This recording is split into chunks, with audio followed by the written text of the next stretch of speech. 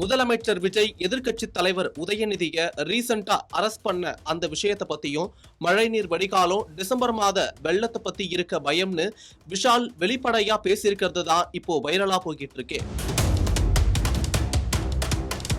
மகுடம் படத்தை இயக்கி நடிச்சிருக்க விஷால் அந்த படத்தை ப்ரொமோட் செய்யற பணியில ஈடுபட்டு இருக்காரு.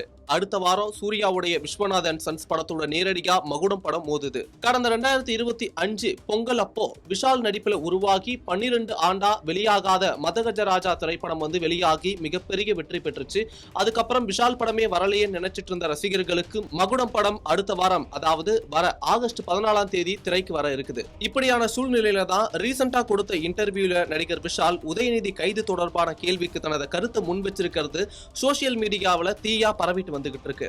இதுதான் அரசியல். சில விஷயங்களை நாம் தவிர்க்க முடியும், சில விஷயங்களை நம்மால தவிர்க்க முடியாது.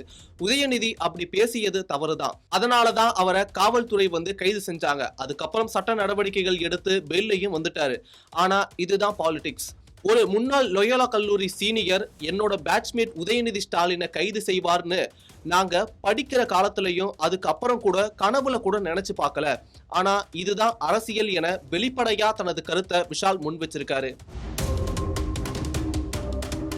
அது மட்டும் இல்லாம நடிகர் சங்கம் கட்டடத்துல யார் பேரோ வரப்போகுதுன்னு நினைச்சோம். ஆனா எங்க மெம்பரோட ஜோசப் விஜய் பேரு 100 வருஷத்துக்கும் மேல அந்த கல்வெட்டுல இருக்க போகுதுன்னு சொல்லியிருந்த விஷயமும் வைரலாகி வருது. அதோட நான் கலைஞர், ஜெயலலிதா, இபிஎஸ், ஓபிஎஸ், ஸ்டாலின் எல்லாரையும் பார்த்திருக்கேன்.